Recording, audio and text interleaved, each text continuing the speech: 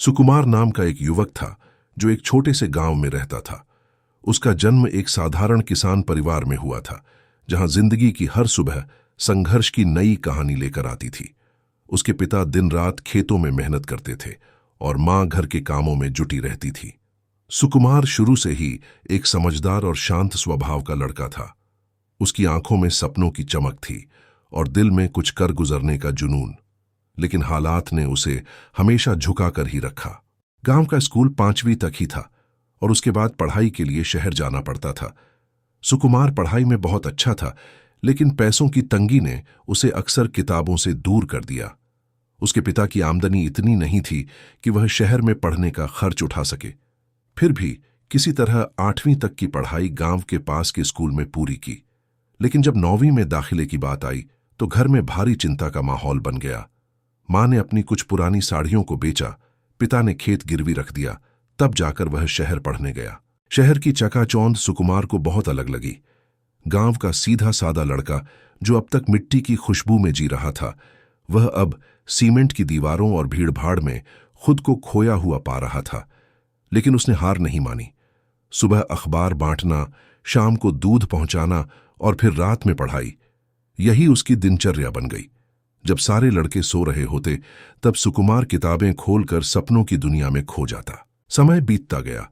उसने 10वीं में अच्छे अंक हासिल किए। गांव में उसके पिता ने मिठाई बांटी। लोग कहने लगे, सुकुमार तो अब बड़ा आदमी बनेगा। लेकिन किसी को क्या पता था कि किस हद तक वह लड़का अपने सपनों की कीमत चुका रहा था। 12वीं के बाद उसने BA में दाखिला लिया, साथ ही एक छोटी सी नौकरी भी पकड़ ली। तनख्वाह ज्यादा नहीं थी, लेकिन पढ़ाई का खर्च निकल जाता था। एक दिन अचानक उसके पिता की तबीयत बिगड़ गई।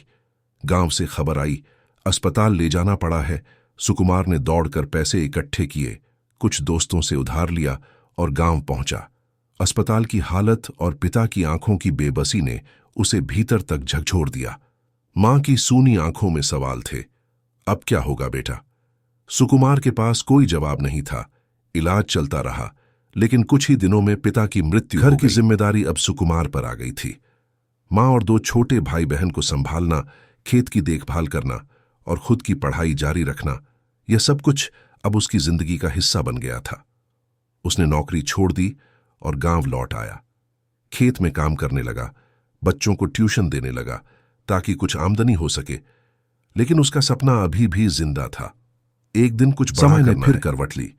गांव में एक सरकारी योजना आई जिसके तहत युवाओं को स्वरोजगार के लिए प्रशिक्षण दिया जा रहा था। सुकुमार ने तुरंत आवेदन किया और सिलेक्शन भी हो गया। उसे उम्मीद की एक किरण दिखाई दी। ट्रेनिंग के दौरान उसने बहुत कुछ सीखा, कंप्यूटर, प्रबंधन, सरकारी योजनाएं। ट्रेनिंग खत्म होने पर उसने गांव में एक छोटा सा सेंटर खोला, जहां वह बच्चों को पढ़ाने लगा और कंप्यूटर सिखाने लगा। धीरे धीरे उसका काम चलने लगा। गांव के लोग उसे पसंद करने लगे, लेकिन जब भी वह थोड़ा ऊपर उठता, हालात उसे नीचे खींच लाते। कभी बिजली कटौती, कभी तकनीकी खराबी, तो कभी सरकारी अफसरों की बेरुखी। सबने उसकी राह मुश्किल बना दी। एक बार तो उसके सेंटर को बंद करने की धमकी भी मिल गई, क्योंकि उसने किसी अधिकारी को रिश्वत नहीं दी थी। बेबस होकर वह थाने और दफ्तरों के चक्कर लगाने लगा। फिर भी सुकुमार डटा रहा। उसने अपने साथ के 2 लड़कों को फ्री में ट्रेनिंग दी ताकि वे भी कुछ कर सके। गांव के युवाओं में जोश भरने लगा, लेकिन सरकारी सिस्टम की बेरुखी और समाज की उपेक्षा ने उसे बार बार तोड़ा। लोग कहने लगे, इतना पढ़ लिख कर भी गांव में ही बैठा है, क्या फायदा ऐसी पढ़ाई का? कई बार उसे खुद पर शक होने लगता, क्या उसने सही किया? एक दिन वह अकेले बैठा आंसू बहा रहा था। मां ने आकर सिर पर हाथ रखा और कहा, तू हार नहीं सकता बेटा, तेरी कोशिशें बेकार नहीं जाएंगी। मां के ये शब्द उसकी ताकत बन गए। उसने फिर से खुद को संभाला और नई ऊर्जा के साथ काम में लग गया। कुछ महीने बाद उसकी मेहनत रंग लाई। एक NGO ने उसके काम को देखा और उसके सेंटर को सहायता देने का वादा किया।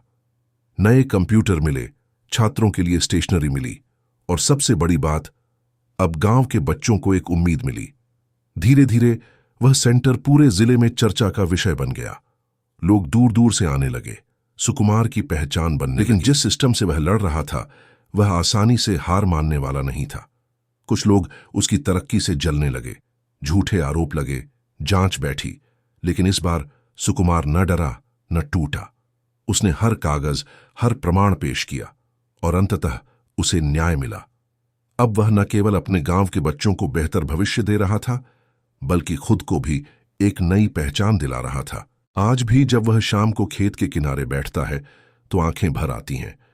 वह याद करता है वो दिन जब 2 वक्त की रोटी भी मुश्किल थी और आज जब लोग उसे गुरुजी कहकर सम्मान देते हैं।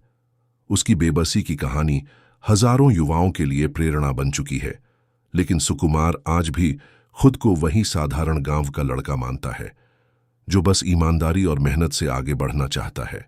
कहानी का अंत नहीं है, क्योंकि सुकुमार की जिंदगी अब भी चल रही है, नए संघर्ष, नए सपने और नई चुनौतियों के साथ। लेकिन उसकी कहानी हमें ये जरूर सिखा जाती है कि हालात कितने भी मुश्किल क्यों ना हो, अगर दिल में हौसला और आंखों में सपना हो तो हर बेबसी एक दिन ताकत बन जाती है।